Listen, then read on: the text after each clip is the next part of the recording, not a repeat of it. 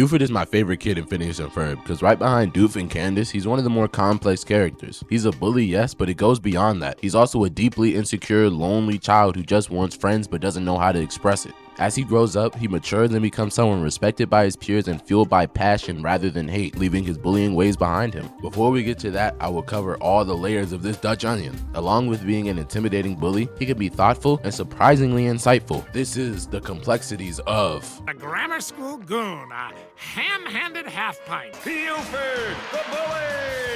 First and foremost, Buford is a bully. This video might sound like I'm justifying his bullying ways. I'm not. What he does to Baljeet and the other kids at Danville is heinous and integral to why he's a complex character though. His first appearance in Lawn Gnome Beach Party of Terror, he's terrorizing a surfing competition, really showing off his bullying prowess. His first leading role comes in the episode Raging Bully. In it, the kids are at the mall and Buford's bullying is in full effect. He starts raging after Phineas accidentally spills ice cream on him, embarrassing him in front of everyone. In an act to save his pride, Buford wants to decimate Phineas right there, but thanks to Evander Holyfield of all people, it gets rescheduled to 3 o'clock behind the mall. You have found is a one-way magic carpet ride to your own destruction. Magic carpet ride? The other kids are understandably concerned for Phineas. Look what happened to the last guy. During Phineas's training montage, Buford has one of his own in Wedgies, a gym made for bullies. There he practices stereotypical bullying moves in preparation for the fight. He's really a student of the game, always practicing, always innovating. No one does it like him. He's a prodigy. He was made to do this from day one. You tell him to stop bullying, that's like telling him to stop breathing air, stop drinking water. He shows this during the fight, the thumb wrestling match. They can't show the main characters having an all-out Jujutsu Kaisen brawl. In it, he pummels Phineas like it wasn't close at all. When he went to the top rope, you knew it was over.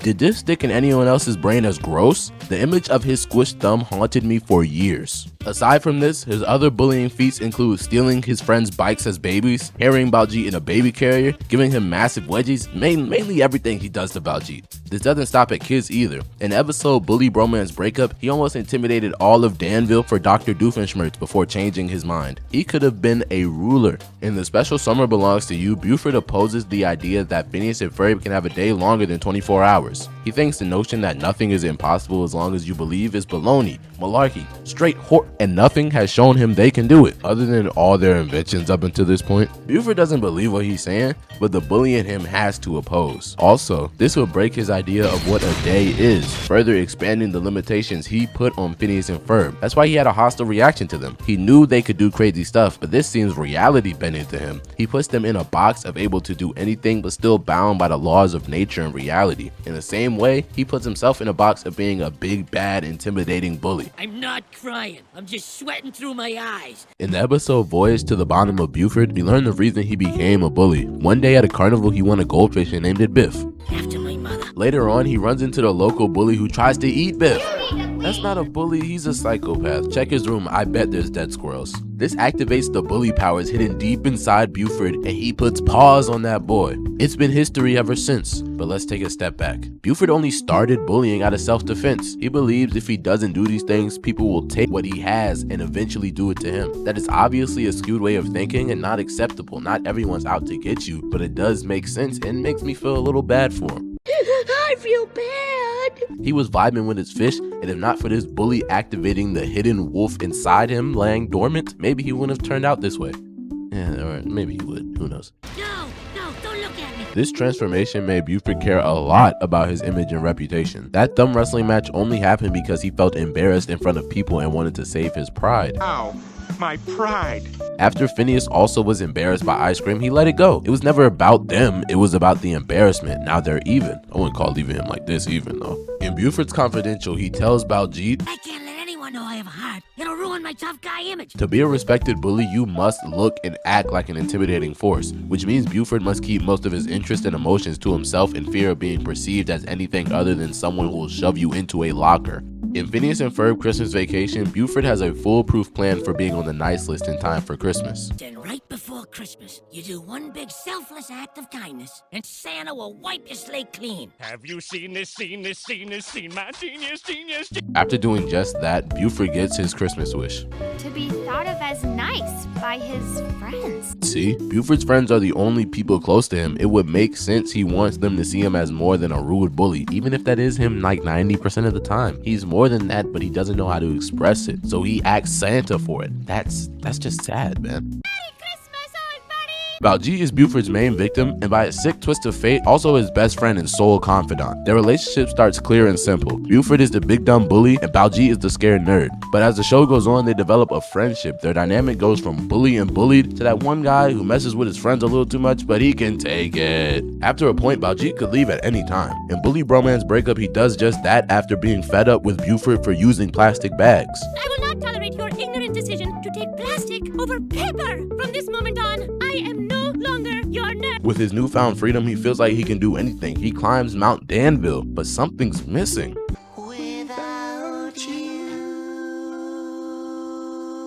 Eventually, after a banger duet, like go listen to that song, it's nice, they both realize how much they appreciate each other and make up. Not before Baljeet can get some long overdue revenge.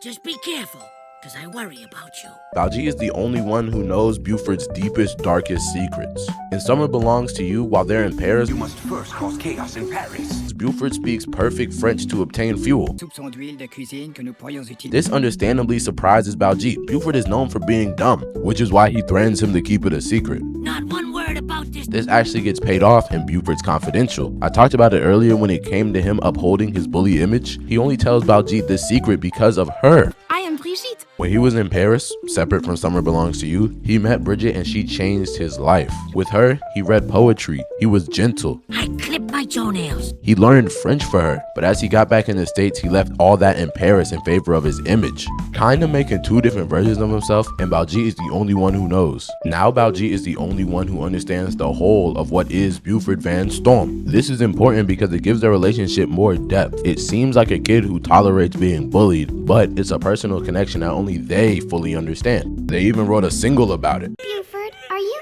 sweating out of your eyes? No, I'm just crying. Aside from raging bully, Buford doesn't mess with Phineas and Ferb much. Well, he can't touch Ferb.